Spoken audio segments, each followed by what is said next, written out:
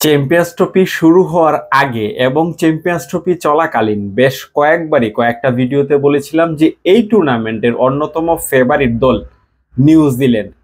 শুধু যে ফেভারিট দল তাই না, পাকিস্তানের পরে যদি এই চ্যাম্পিয়ন্স ট্রফিতে কোনো স্বাগতিক দল থেকে থাকে তাহলে সেটা নিউজিল্যান্ড।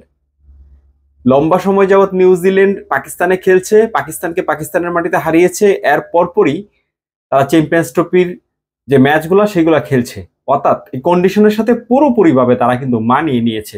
এখানে কন্ডিশন কেমন হবে, উইকেট কেমন হবে, কখন কি আচরণ করবে, আপ টু দ্য মার্ক তারা কিন্তু সবকিছুই জানেন। আর তার ফলটা কিন্তু হাতে নাতে তারা পাচ্ছেন। দ্বিতীয় সেমিফাইনালে আজকে সাউথ আফ্রিকাকে যেভাবে তারা হ্যান্ডেল করেছে এই গাদ্দাফির ইন্টারন্যাশনাল স্টেডিয়ামে, তারা যেভাবে পারফর্ম করেছে সেটা অবিশ্বাস্য। Rachin Rabin, Kane Williamson, Glenn Phillips, Mitchell তারা যেভাবে হিট করেছেন, একের পর এক যেভাবে তারা ডমিনেট করেছেন, নিশ্চিতভাবে আসলে হয়তোবা বলা যাচ্ছে না এখন পর্যন্ত যে কে জয়লাভ করবে। তবে এই ম্যাচে অন্তত পক্ষে স্পষ্ট এগিয়ে আছে নিউজিল্যান্ড। 50 ওভার শেষে তারা 362 রান করতে পেরেছে।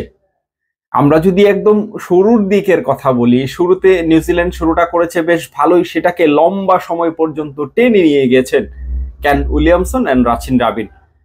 একদম সলিড ফাউন্ডেশন যেটাকে বলে, একদম সলিড ফাউন্ডেশনটা তারা দুজনেই করে দিয়ে গেছেন, দুজনেই সেঞ্চুরি পেয়েছেন। রাচিন রাবিন আমি যদি ভুল না করি তাহলে 101 বল থেকে তিনি 108 রান করেছেন। অন্যদিকে 94 বলে সেঞ্চুরি করে আউট হয়েছেন কেন উইলিয়ামসন। মিচেল তিনি করেছেন 49 রান এবং শেষের দিকে এসে গ্লেন ফিলিপস তিনি করেছেন 27 বল থেকে 49 রান।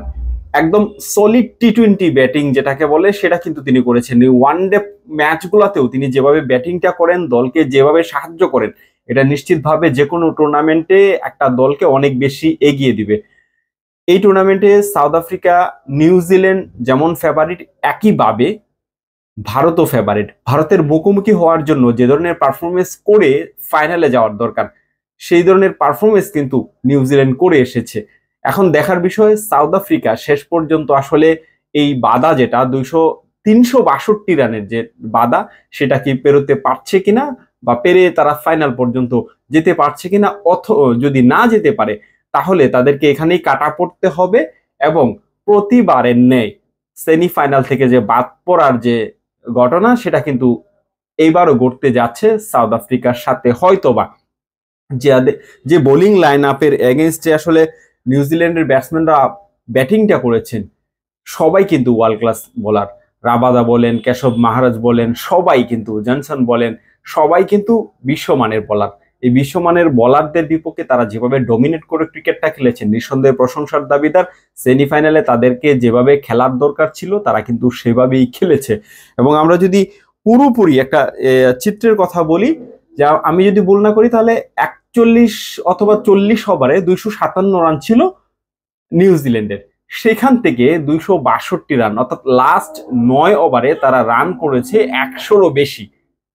এই যে শেষের দিকে এসে একটা দুর্দান্ত ফিনিশিং দেওয়া, সেই ফিনিশিংটা নিউজিল্যান্ড বেশ ভালোভাবে করছে এবং সেই দায়িত্বটা, গুরু দায়িত্বটা কিন্তু পালন করছেন ফিলিপস একদম নিয়মিত। এই টুর্নামেন্টে বলেন, এর আগে পাকিস্তানের বিপক্ষে সিরিজে বলেন, একদম নিয়মিত সেই দায়িত্বটা কিন্তু পালন করছেন। এবং রাচিন রাবিন তিনি একজন অলরাউন্ডার, একদম পারফেক্ট অলরাউন্ডার হিসেবে তার যে দায়িত্বটা সেটা কিন্তু তিনি পালন করছেন। নিশ্চয়ই কেন উইলিয়ামসনের কথা বলতেই হবে, হতে পারে এটা আইসিসির তার শেষ টুর্নামেন্ট, কারণ অনেক বয়স হয়ে গিয়েছে। আপনারা জানেন গতকালকেই স্টিভেন স্মিথ তিনি অবসর নিয়েছেন। তারকারা আসলে লিজেন্ডরা এই আসরগুলাকেই বেছে নেন তাদের অবসরের মঞ্চ হিসাবে। নিশ্চয়ই কেন উইলিয়ামসনের জন্য হতে পারে এটা আজকের শেষ ম্যাচ, অথবা আরো একটা ম্যাচ সামনে রয়েছে। কি মনে হয় সাউথ আফ্রিকা পারবে কিনা সেই বাধাটা টপকে ফাইনালে যেতে? 363 রান তাদেরকে করতে হবে জয়ের জন্য। জানিয়ে দিতে পারেন আপনার মতামত কমেন্ট সেকশনে।